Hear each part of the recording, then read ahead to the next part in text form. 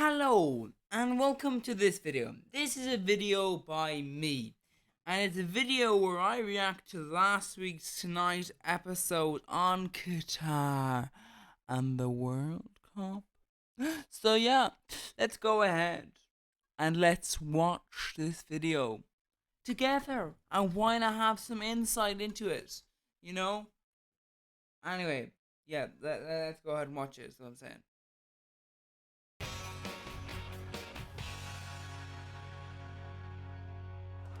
Moving on. Our main story tonight concerns the World Cup. It's like the Super Bowl, except the rest of the world actually gives a fuck. The World Cup is a big deal. A country even qualifying for it is a cause for huge celebration. Just watch this Australian reporter lose his mind when his nation beat Peru on penalties to make it to the tournament. We're through! We're through! I mean, How good is this? like, How good? How good is this?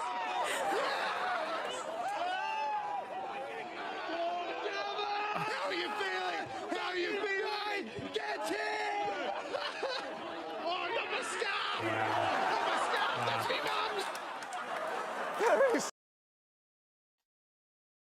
interesting. nothing not to love about that.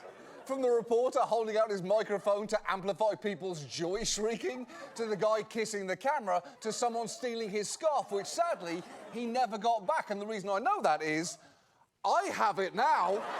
Oh, sure, it used to be your mum's, but now it's all mine. The World Cup got underway today, and we've talked before about the organisation behind it, FIFA, a cartel-like group of scumbags and Yeah, I honestly don't know, like, assaulted criminals who occasionally put on soccer matches. yeah. FIFA has always been terrible, which is what makes it a little hard to hear FIFA's current president claim that their event isn't just about sport. It's a net positive for humanity. This was really weird. This FIFA World Cup, a tournament Didn't he, like, go and talk about, like, oh, how he feels, like, compassion for all the people who discriminate by the Qatar government? It's, like, really of weird. peace and unity will be the one that brings the world together after some difficult times. We should never underestimate the unifying power that something so unique has. Well, that is some pretty grandiose talk coming from the star of What the Fuck Are Those Eyebrows, Charlie Brown? But the truth is a lot more complicated than that, which is not to say that I am not excited about the World Cup, because I am. It only I'm still gonna boycott it. happens every 4 years, and I look forward to it the way people with leap year birthdays look forward to leap years, with an enthusiasm somewhere between understandable and honestly kind of pathetic.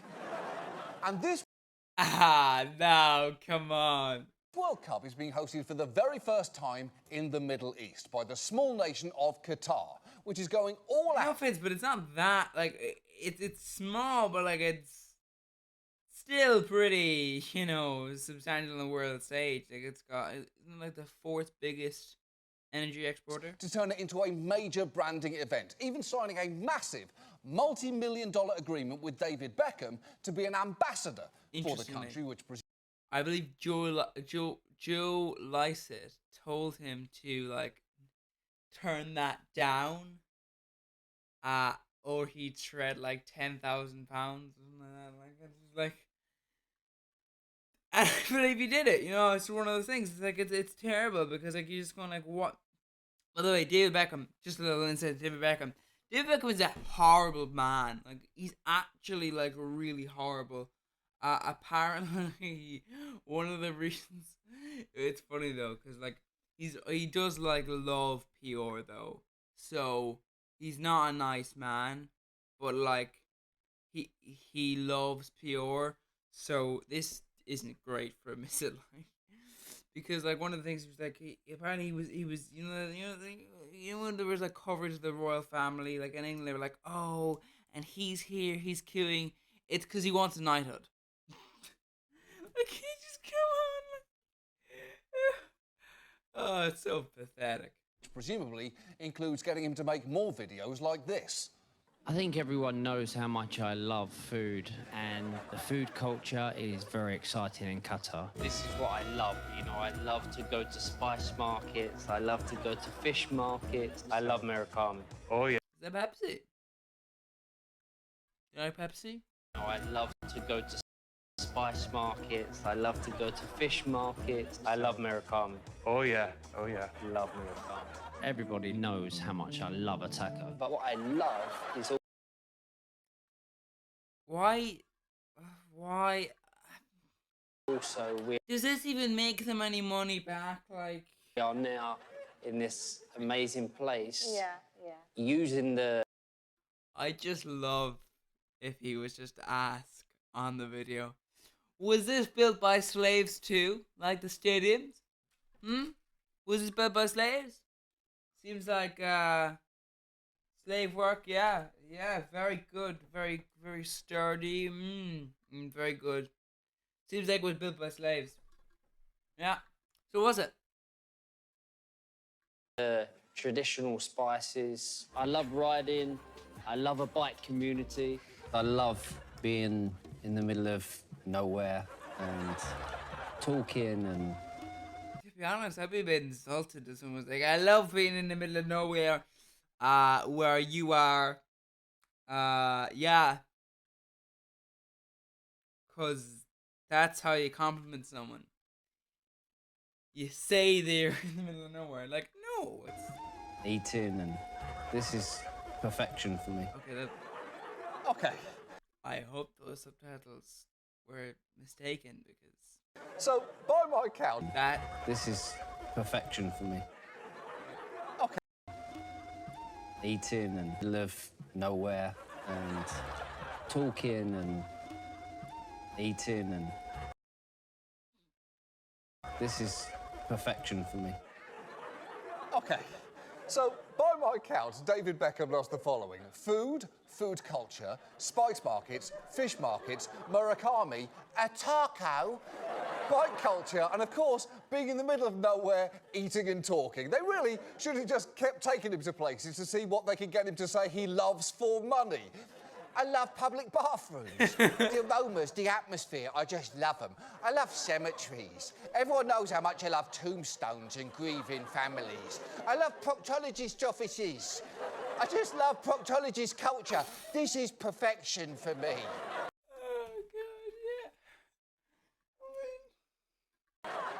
The point is, the next month is Qatar's big moment on the world stage. They're hosting an event expected to attract over 1 million spectators in person to a country just the size of Connecticut.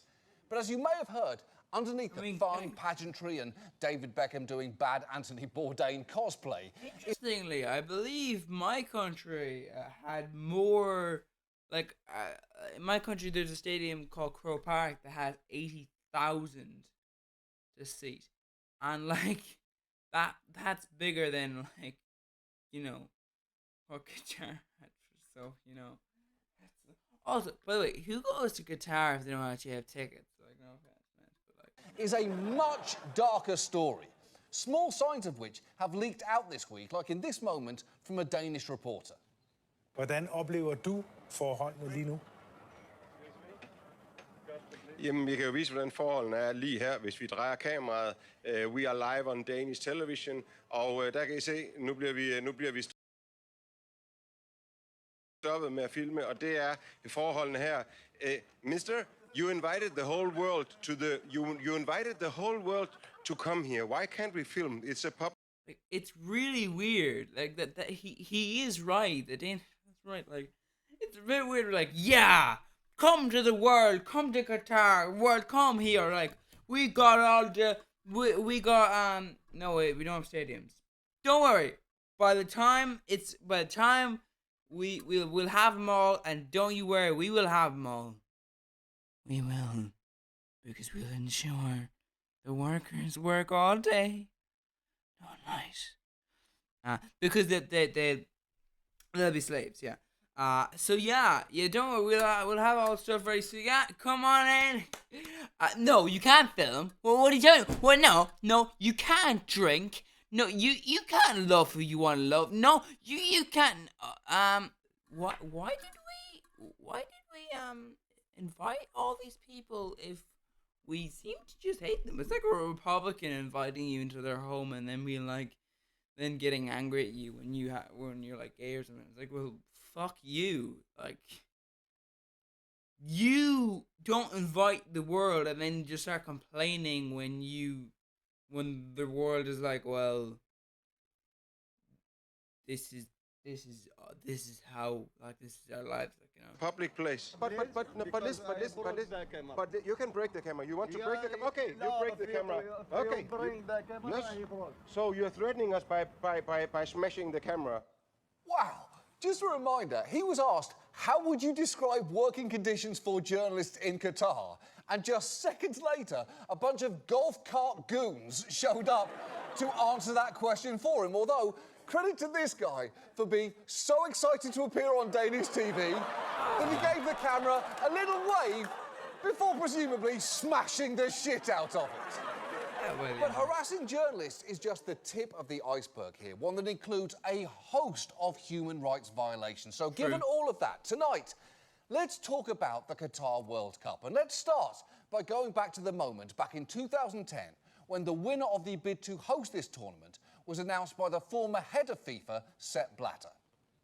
Which, you know. The winner to organize the 2022 FIFA World Cup is Qatar. Look, as a general rule, I try not to make fun of old men who don't speak English as a first language, but due to evil, Sepp Blatter is an exception, and him saying 222 like a vampire telling the time will just always be funny to me. But that moment truly... In fairness, maths is a common language, you know. So, you know. Although technically the way you pronounce it is not. But, you know. So in fairness to him, you know,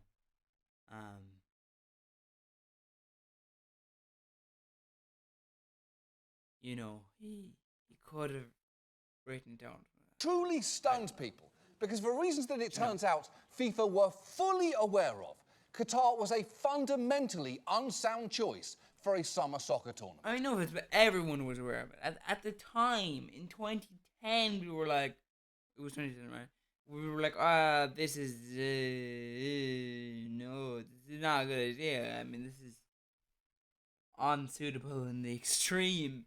Like, you know, it's not just FIFA. It's like, FIFA knows this stuff. It's like, no, everyone knew it, you know? FIFA conducted its own objective analysis of the various bids, which found that Qatar was an unsuitable place to host the World Cup and a dangerous place to host the World Cup, that the summer temperatures would be a hazard to the health of the players and the fans, that Doha simply didn't have space for the kind of stadium infrastructure that was going to be required. They would have to build 9 new stadiums. And there wasn't enough room for them in Doha, so they would have to kind of create a whole new city. Yeah, Qatar wasn't just a surprising choice, it was logically inexplicable. I mean, in fairness, you know. It'd be like if... I don't know, like, I don't know if my country was given the World Cup, if that would be good for it. Like, people do say the World Cup isn't necessarily good for you. Like, it's one of the reasons why almost every single country that hosts the World Cup, like Russia, Qatar, commit human rights violations, because the whole point of the World Cup is not, like, it actually is very economically damaging and very, like, physically damaging, because the amount of money you have to pump in, the amount of stuff, like, you make a good bit of money back, but, like, most of the money is not made off of you. Most of the money is made by FIFA, you know? It's not made by the host country. So, the majority of the time, the World Cup is actually a net loss in money, but it's when you start talking about the political pressure you have, the people you can technically arrest while they're there, the pressure you have, and the new infused public image you have. So as long as you don't do anything to the fans, obviously, you know, the fans won't care. You know, like as in, I know people. I've heard them. They've talked about the human rights violations, and they just do not care. Like, oh, I just want to watch the game, like, you know, they're just fine with that. They're fine with the fact that they're supporting slavery. They're fine with the fact that they're supporting like extreme homophobia. They're fine that they're supporting a country that has incredible amounts of misogyny. They're fine with that. But do you think they'd be fine if they were the one raped by police? Do you think they'd be fine if they were the one forced to die and not be paid money to the point that they died? I think they'd be fine if they were the one being stoned. Would that be okay for them? No. This is the point. People oftentimes do not care until it affects them, and that's sort of the point. The whole idea is not, oh, it brings economic benefits. It's not economically viable anyway most of the time. It's that it gives political power. Like if the Westminster Dog Show awarded the Best in Show title to a tortoise. Nothing against that tortoise, but not only should it not have won, it should have been automatically disqualified. Now, the first and most obvious problem was that Qatar is notoriously scorching hot in the summer. That is why FIFA eventually moved the World Cup to November. But Qatar's initial pitch simply pretended that heat wouldn't be an issue, promising that they'd build air-conditioned outdoor stadiums, while Qatari scientists... Keep in mind, right? Air conditioning outside makes very little sense, because that's like that's like the first thing you learn if you've got a car. Don't turn on the air conditioning and open the windows, because it's a waste. One or the other. Because if the windows are open and the air conditioning is on, it's like having the heating on in your home as you have all the windows open. You know? Like, what is the point? Also, I mean, now you're not going to have the heating on, are you? But you know what I mean? Like, you know, back when heating was a little bit cheaper. You know what I mean? Like, at that point, no. You're not going to open the windows and turn the heating on, or open the windows and turn and make the thing colder. No. The whole idea is that you make it colder in the inside. So I don't know why you wouldn't just build, like, indoor stadiums. Pitched ideas like a massive remote control artificial cloud that they could move around to cover stadiums in shade, which A, didn't exist, and B, wouldn't solve your problem anyway. It's the multi-million-dollar equivalent of pulling down the little car flap to keep the sun out of your eyes.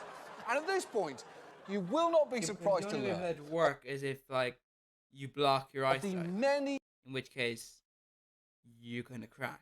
The accusations that Qatar won their World Cup bid through bribery, with allegations including that 3 of the officials who agreed to vote for Qatar did so in exchange for $1 million each. And I won't say that Qatar definitely got the World Cup through bribery, but I won't say that they didn't, and I will say that they did. I mean, they did bribe them, like. Did they get it through bribery, or was just a nice gift before they got the actual vote? I mean, it might be, maybe they just tipped them off beforehand that they were going to vote that way, and they were just like, well, here's some money for you, because we just want to say a big thank you to you. You know. What I'm saying is they did bribe them.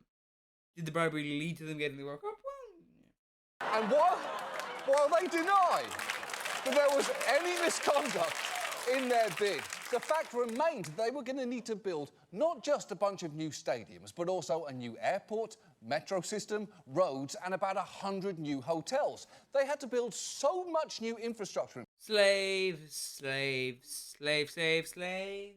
fact, that even the World Cup's mascot, Laib, doesn't seem to be able to believe what his country has just done.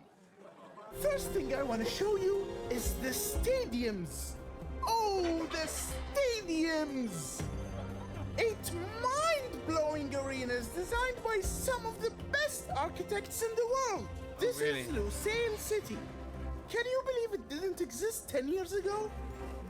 Now, it's one of the cities hosting FIFA World Cup matches. You know what? Yeah, well, Laib, I can't believe that city wasn't there 10 years ago either, and it's actually a bit alarming. If you drove by an empty plot of land with a sign reading "Coming soon at TGA Fridays," and the very next day drove by and saw the grand opening of it, you'd probably have some questions about how the fuck it happened that fast. Yeah. According to one estimate, Qatar's government has spent more than $300 billion on infrastructure projects. And look, they can afford that. They have a lot of money thanks to their huge oil and natural gas reserves. Yeah. What they don't have a lot of, though, is Qataris. Because Qatari nationals... That was one of the massive issues. It's like, yeah, also, how much of that money went to the workers? And how much of that went to, like, the people who owned the companies who were, like, building the infrastructure? Most of it went to the people who own the companies. And the managers. Yeah. Only number around 380,000. However, the country has an overall population of nearly 3 million. And that is because 90% of it consists of foreigners and migrant workers. And it's migrant workers who perform most of the manual labour there. And those labourers are the ones who've had to build all the new infrastructure for this tournament. Which brings us to one of the major scandals underlying it. Slaves. Qatar recruited hundreds of thousands of workers, mainly from India, Nepal and Bangladesh, through agencies in their home countries. Just to secure a job, migrants had little choice but to pay recruitment fees of up to $4,000 before they left the country. And once they got to Qatar, they were already in debt and trapped in a system known in the Middle East as kafala. The kafala system can be a form of modern-day slavery, and the No, not modern-day slavery. What it turned into was actual slavery, because what happened was, the whole idea is that, oh, you know, you don't get to leave, you don't get to switch places, you have to work, otherwise, you know, you will be like, you'll have problems happen to you there. But like, what happened was that they took it a step further, and they didn't even pay them at all.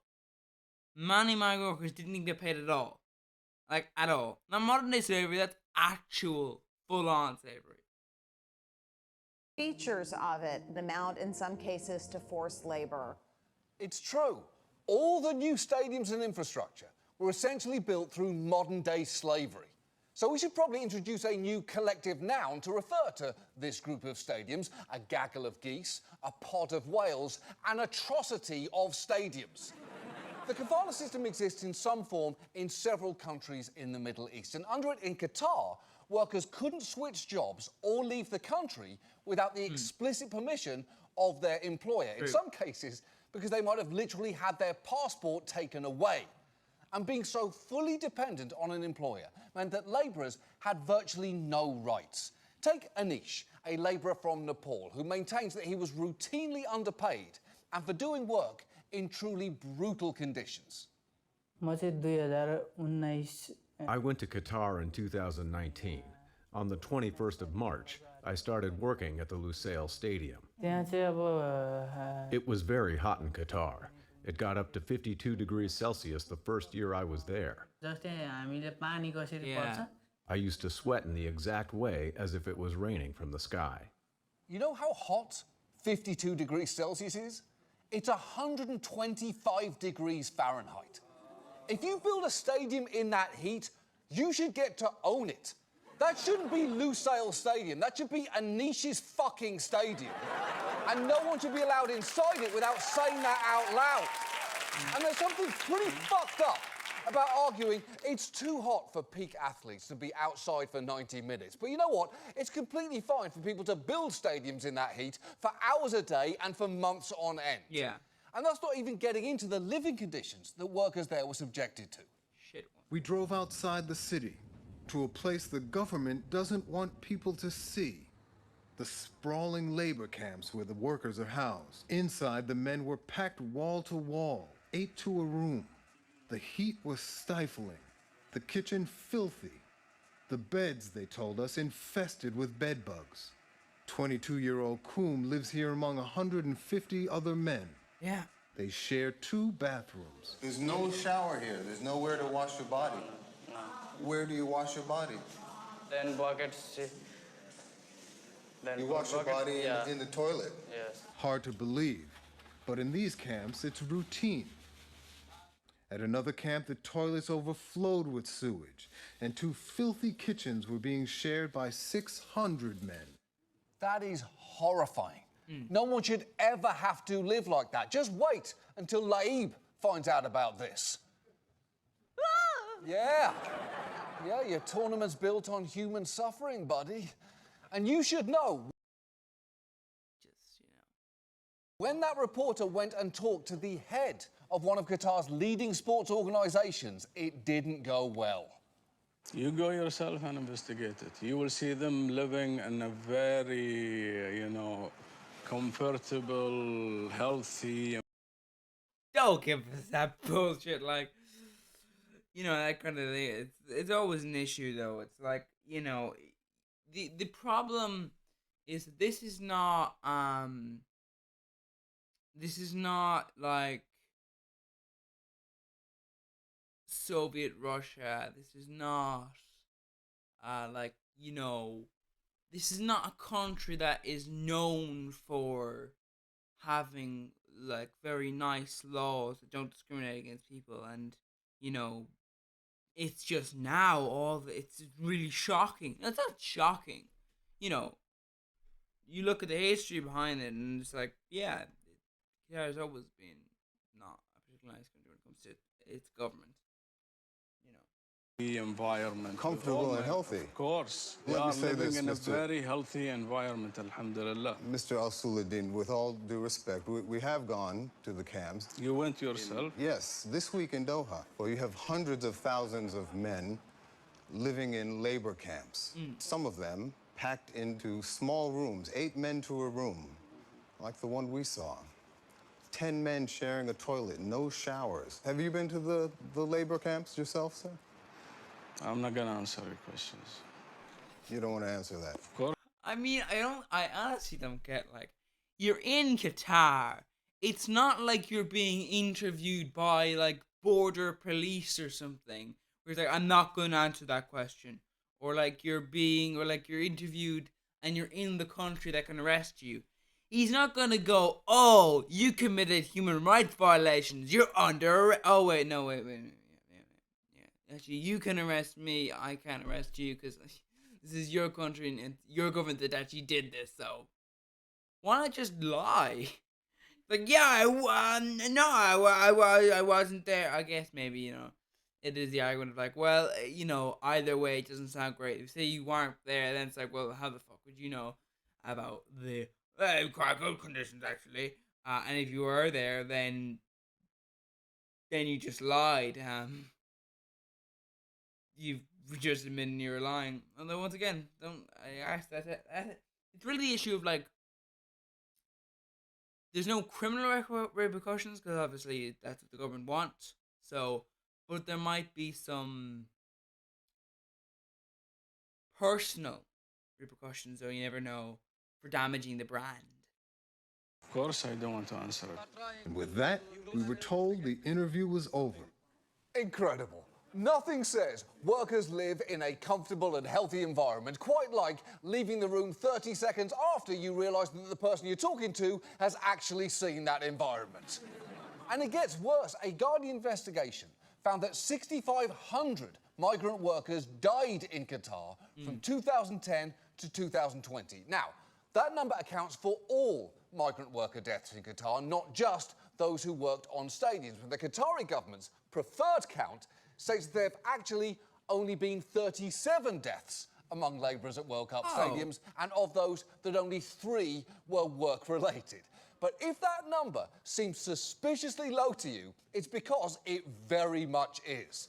Their preferred count. Oh yeah, didn't they like discount like heart, like pressure on the heart, like they can't discount like exhaustion as well, isn't that stupid? Like... Limited to the small handful of work sites that were under the highest level of scrutiny, and exclude the hundreds of other World Cup related projects. What's more, autopsies weren't done on most of these workers, with one. And the thing is, like, if you exclude, like, someone getting a heart attack, it's like, okay, So pretty much just someone like falling from a scaffolding and breaking their neck. That's the only situation then.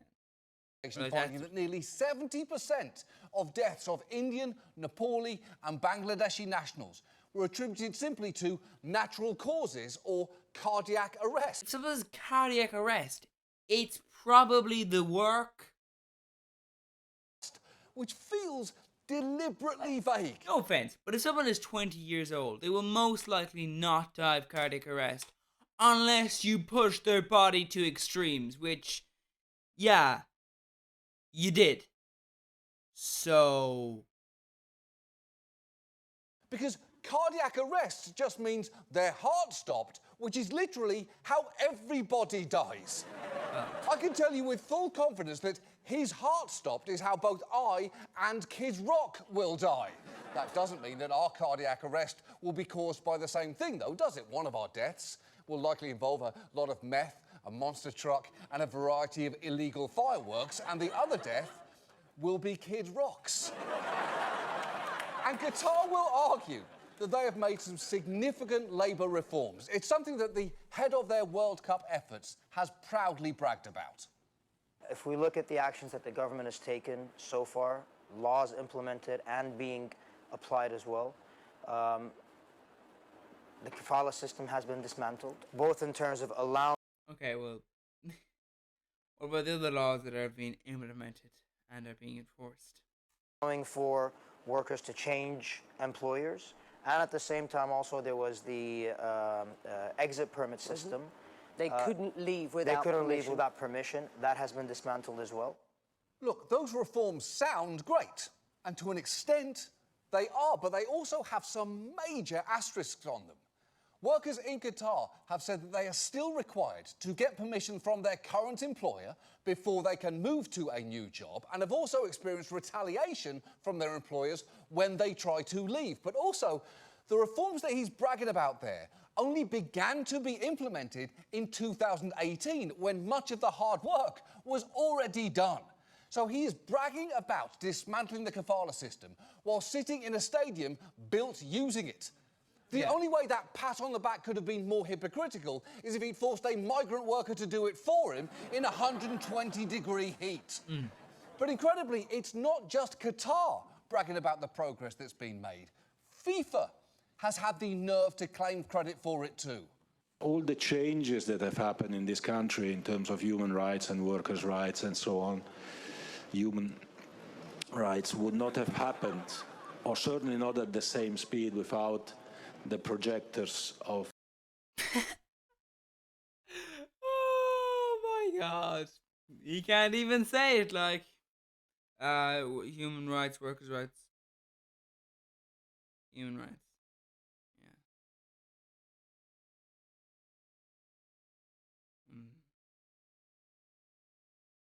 Still illegal if you get it. Of the World Cup. OK, corruption Caillou, that is one hell of a fucking claim there. Because you cannot possibly argue FIFA deserves credit here. FIFA's evaluation of Qatar's bid had literally... Unless you mean credit for the, you know, thousands of migrant workers who were, you know, basically murdered and, you know, enslaved. So, yeah, they could take credit for that if they want to. Zero mentions of human rights or demands for labour reforms. Think of it like this. If the country had made no changes to its kafala system in the past few years and instead had passed a law called the Doubling Down on Slave Labour Act of 2019, you know what would have happened? The World Cup still would have kicked off in Qatar today. Isn't that right, Laib? Wink if you agree. Yeah, I fucking knew it. I knew you knew what was going on there. When FIFA awarded Qatar the World Cup, there was only one way those stadiums were getting built, and there was only one group of people who were going to do it, and they gave them the tournament anyway. And that is not the only troubling thing that they had to have known back then. Because let's take a moment to talk about Qatar's human rights situation. And I recognise every country has human rights issues, including this one. For more on that. No offense, but it's like, you can't really make an argument of like, oh yes, they may be one of the worst in the world, but we're also bad. So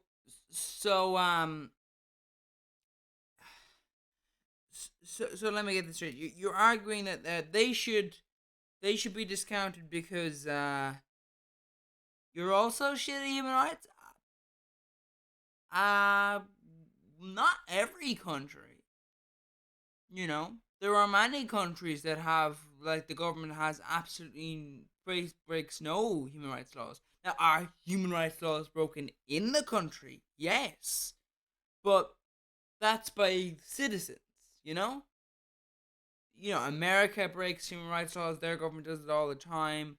I don't think America's a really great example, though, because America is, like, obviously an extreme. Like, they break a lot of human rights laws, a lot of them.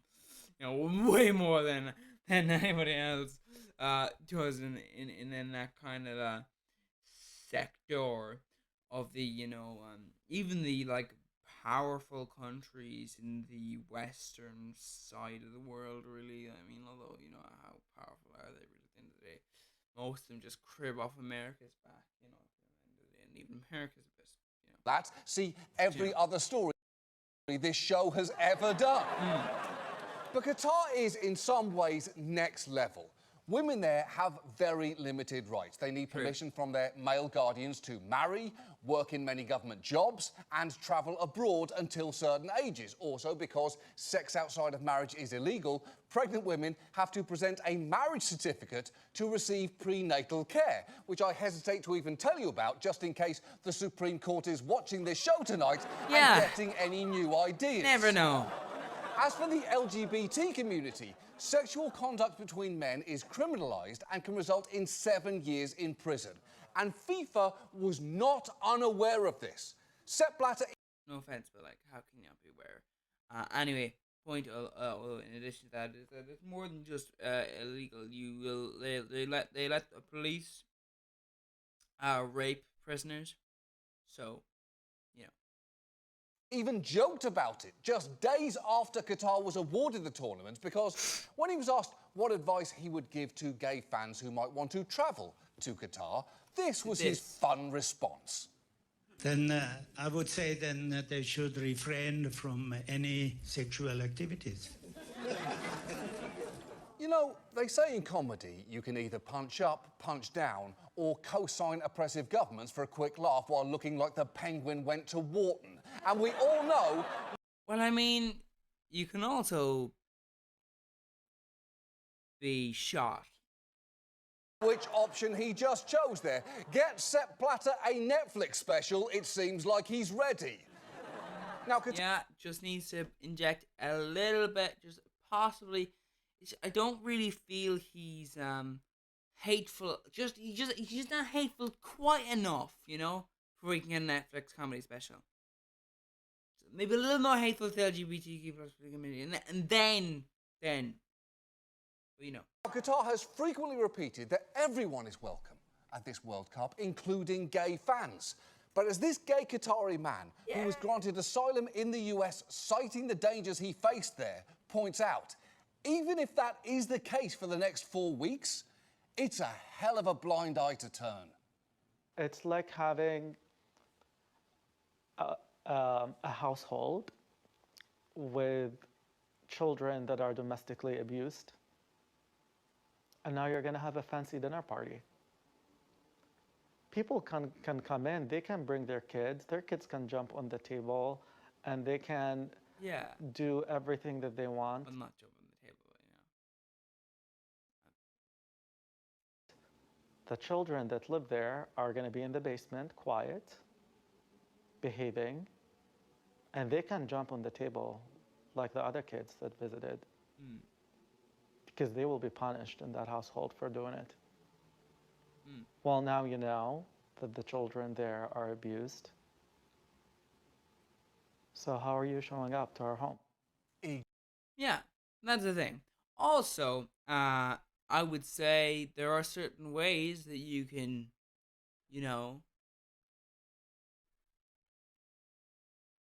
assassinations are possible. Anyway, the point I'm just saying is that inherently, though, this is the point, though. It's like, even this idea of like, oh, just, and even still, it's this weird sort of thing of like, trust us, basically, like, trust us, yeah, no, you'll be fine. Yeah, we have no, that this basically just trust us. I don't know why you would though. Why would you trust the Qatar government? There's no reason to, like, at all. You know, like, they're even less trustworthy than the United States government, which is something, you know?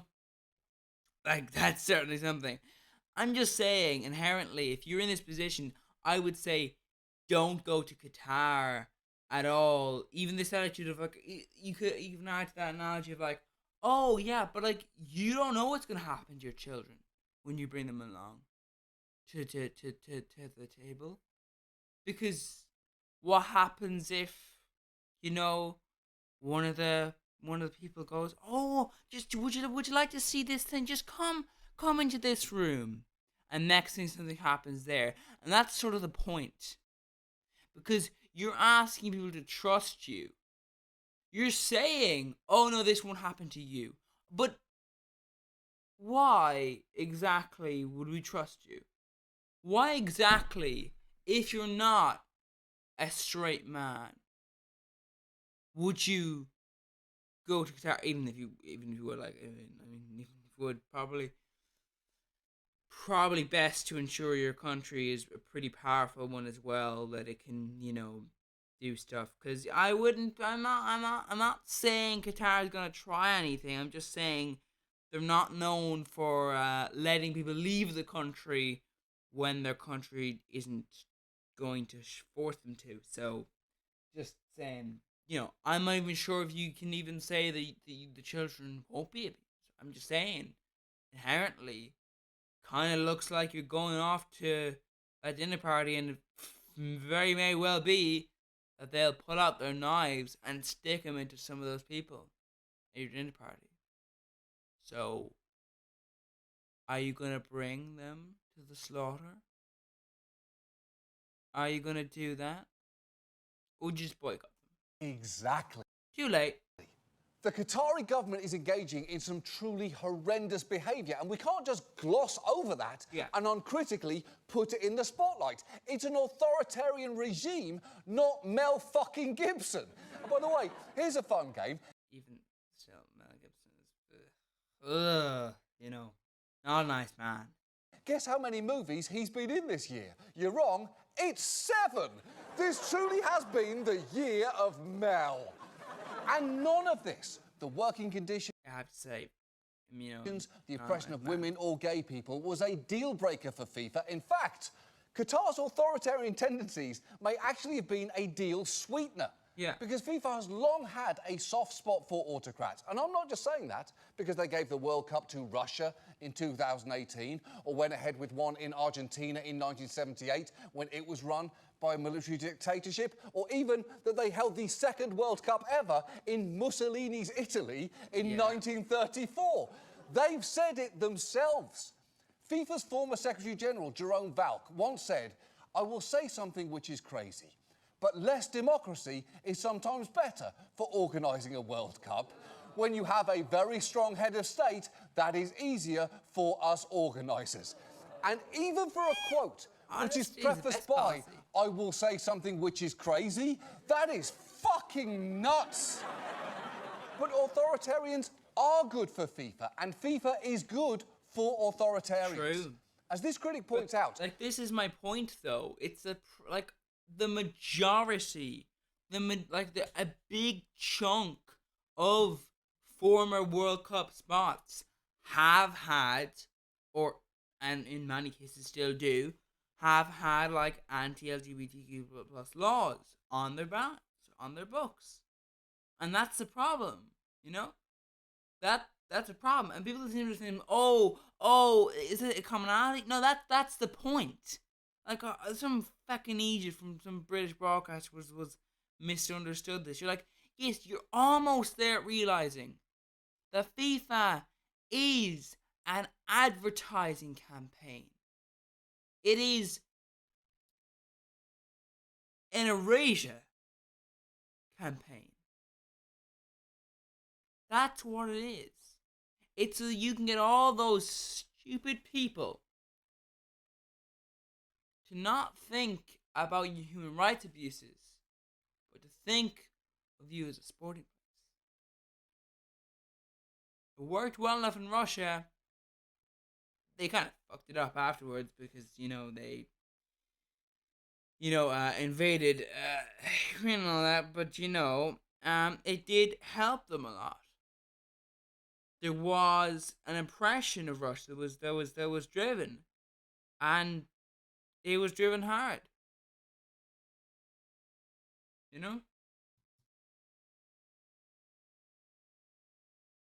So, yeah. Russia's World Cup 4 years ago was preceded by a lot of controversy and criticism. Yeah. But that's not what people... In fairness. Crimea, people remember about it. What you saw in the run-up to 2018 was a lot of coverage of what was happening in Russia, a lot of coverage of the rights abuses, a lot of interest in that, and a lot of engagement in it. And I think what the Qataris will have noticed was how that all vanished as soon as the first whistle blew. And I think everyone became captivated by the football. The Qataris know that if they can just get to that first whistle, then they're over the line. It's true. Such is the... Well, it doesn't work if you get bombed out of fuck, does it? Just saying.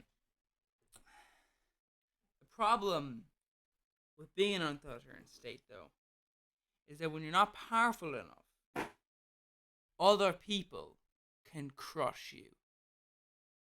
And they will not care about football. That's the one major difference between Qatar and Russia, though. You can't invade Russia. Well, as of this recording. I'm just saying, you're not going to invade Russia. As of this recording. So, because whatever about them, invading Ukraine, whatever about them trying to attack the Ukrainians, and whatever how they look, a lot weaker than they appeared to be before, they will bomb you with nuclear bombs. They will. Putin is very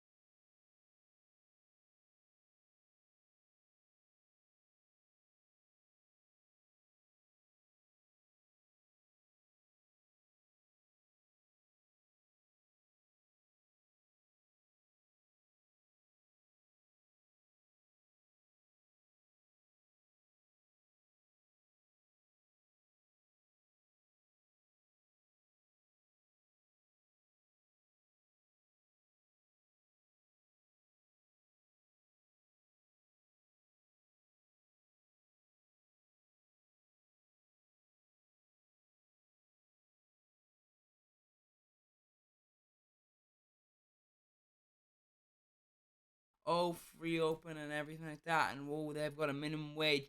No. Actual unpaid slaves. So think about that when you play your games. Think about that. Also, I hope you get heat stroke. FIFA, they put the World Cup in Qatar, and everything that's happened since then has been a complete disgrace. And here's the thing, I'm not saying that you shouldn't watch this World Cup or be excited about it. As tough as this is to admit, I will be watching. One of my I will not. Greatest joys is sitting completely alone in my living room and cheering on England until they're inevitably knocked out in the quarterfinals on penalties. But let's try and...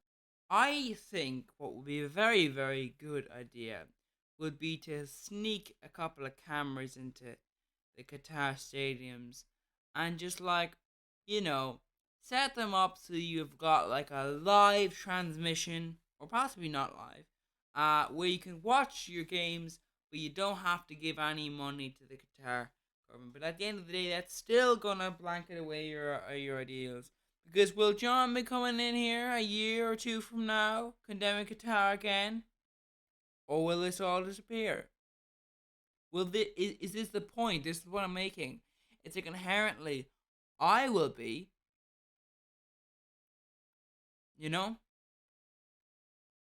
I will never go to Qatar unless they change the system. I'll never go to China until they change the system. And this is the point. So, by the way, if ever, you do find me there, I was most likely kidnapped. So please, get some assistance because, I don't want to be there. Just to make that clear, because I'm not saying I won't land up there, because you don't know what might happen to you. I wouldn't be going there willingly, is what I'm saying. And make sure a line is drawn here. Because in a few weeks' time, the World Cup will be over. The final whistle will be blown on December 18th in the stadium that Anish built in a city that didn't exist 10 years ago. And FIFA will happily move on. And while they will point to new human rights policies that they've now adopted, we'll see how truly committed to those they really are. Especially given that one of the suitors to host the 2030 World Cup is rumoured to be Saudi Arabia, which also uses the kafala system and has an even worse human rights record than Qatar. Look, there is no reason to believe that FIFA will ever do the right thing. But I would love it if it could, for just once in its shitty history, find a way to hold itself to the lofty ideals that it has the gall to profess. I would love that as much as I love the World Cup itself, and maybe, just maybe, even as much as David Beckham loves a taco. Well, all I would say is FIFA are most likely never going to do that, because the whole point of the World Cup is it is oftentimes a money loss. It makes very little sense to hold an event where you have to spend billions on new stadiums, billions on preparing infrastructure that gets broken. All of this, you need to ensure your prices aren't too high, so you don't drive away all potential viewers, and that's just going to collapse your entire system.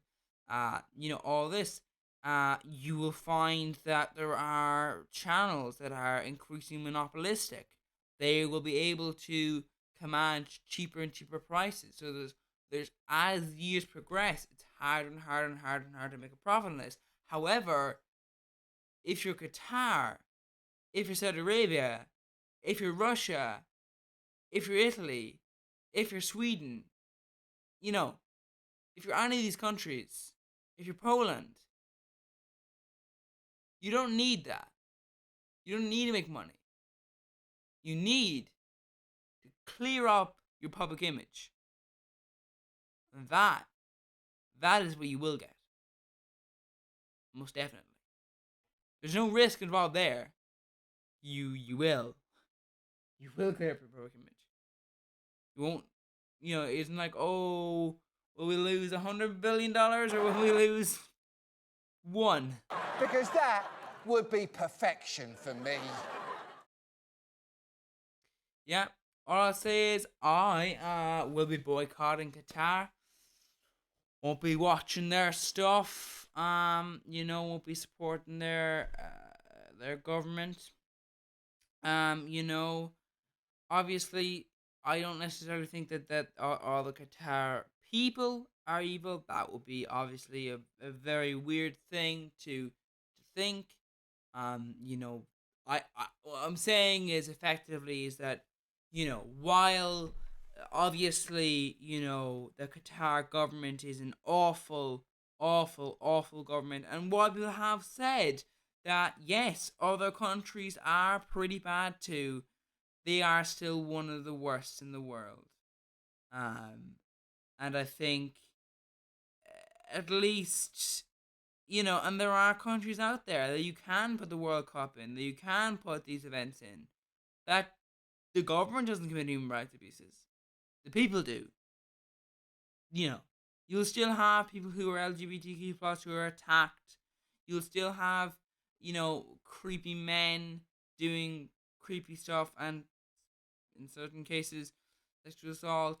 You'll still have horrible actions performed on people. You'll still have exploitation, but they won't be by the government. That